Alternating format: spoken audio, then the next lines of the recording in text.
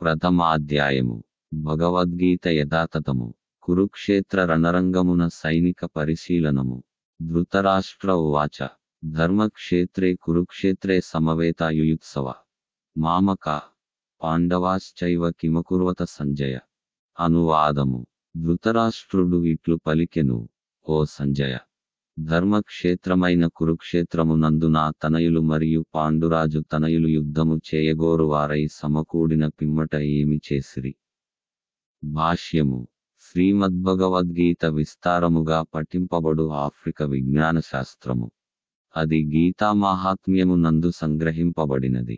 భగవద్గీతను కృష్ణ భక్తుని సహకారమున పరిశీలనాత్మకముగా పఠించి ఎటువంటి స్వంత వ్యాఖ్యానములు లేకుండా అవగాహనము చేసుకొనుటకు యత్నించవలెనని దానియందు తెలుపబడినది. గీతను అర్జునుడు శ్రీకృష్ణ భగవానుని నుండి ప్రత్యక్షముగా శ్రవణము చేసి అవగాహన చేసుకొనెను. ఈ విధముగా స్పష్టమైన అవగాహన కలుగగలదనుటకు భగవద్గీత యందే నిదర్శనము లభించుచున్నది. మనుజుడు ఆ గురు శిష్య పరంపరలో స్వకల్పిత వ్యాఖ్యానములు లేకుండా భగవద్గీతను అవగతము చేసుకొనగలిగినంతటి భాగ్యవంతుడైనచో సమస్త వేదజ్ఞానమును, ప్రపంచమునందలి ఇతర శాస్త్రములను అతిశయించగలడు. ఇతర శాస్త్రములందు గల విషయమునే గాక అన్యత్రా గోచరించని విషయములను కూడా పాఠకుడు భగవద్గీత యందు గాంచగలడు. అదియే గీత యొక్క విశిష్టమైన ప్రామాణికత. పూర్ణపురుషోత్తముడైన శ్రీకృష్ణ భగవానుని ద్వారా ప్రత్యక్షముగా పలుకబడినందున ఈ భగవద్గీత సంపూర్ణ ఆధ్యాత్మిక విజ్ఞాన శాస్త్రమై విరాజిల్లుచున్నది. మహాభారతమునందు వర్ణింపబడిన ధృతరాష్ట్ర, సంజయుల సంవాద విషయములు ఈ ఉత్కృష్ట తత్వశాస్త్రమునకు మూల సిద్ధాంతములై యున్నవి. అనాది అయిన వేదకాలము నుండి తీరస్థలముగా ప్రసిద్ధి నొందిన కురుక్షేత్రమునందు ఈ తత్వశాస్త్రము ఉద్భవించినట్లుగా తెలియవచ్చుచున్నది. ఈ భూమిపై శ్రీకృష్ణ భగవానుడు స్వయముగా ప్రత్యక్షమయ్యున్నప్పుడు మానవాళి నిర్దేశానార్థము దీనిని పలికియుండెను. కురుక్షేత్ర రణరంగమున శ్రీకృష్ణ భగవానుడు అర్జునుని పక్షమున నిలిచియుండుటచే ధర్మక్షేత్రము, ధర్మాచారములు నిర్వహింపబడు స్థలము పదము ప్రాధాన్యతను సంతరించుకున్నది. కౌరవుల తండ్రి అయిన ధృతరాష్ట్రుడు తన తనయుల విజయావకాశమును గూర్చి గొప్ప సందేహగ్రస్తుడయ్యుండెను. కనుకనే తన సందేశమున అతడు, వారు ఏమి చేసిరి అని కార్యదర్శి అయిన సంజయుని ప్రశ్నించెను.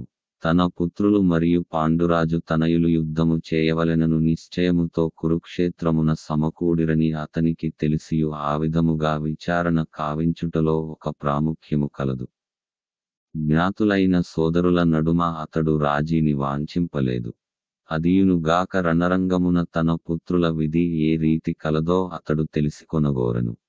కాని దేవతలకు సైతము పూజనీయ స్థానముగా వేదములలో తెలుపబడియున్న కురుక్షేత్రమునందు యుద్ధము ఏర్పాటు చేయబడుటచే యుద్ధ పరిణామముపై స్థల ప్రభావమును గూర్చి అతడు మిగుల భీతి నొందెను.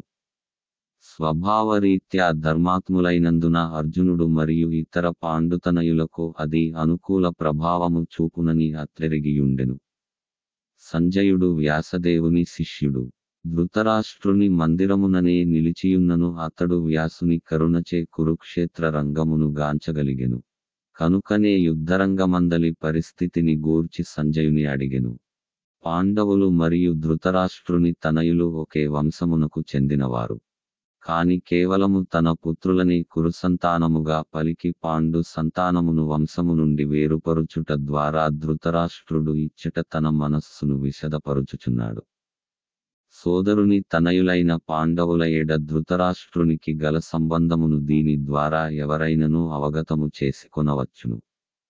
పంట్పొలము నుండి కలుపు మొక్కలు తీసివేయబడు రీతి, ధర్మపితయైన శ్రీకృష్ణ భగవానుడు నిలిచియున్న ధర్మక్షేత్రమగు కురుక్షేత్రము నుండి కలుపు మొక్కల వంటి దుర్యోధనాది ధృతరాష్ట్రుని తనయులు తీసివేయబడుదురనియు, యుధిష్ఠరుని అధ్యక్షతన గల ధర్మయుతులైన పాండవులు భగవానునిచే సుప్రతిష్ఠితులు కాగలరనియు ఆది నుండియే ఈ విధముగా ఊహింపబడినది.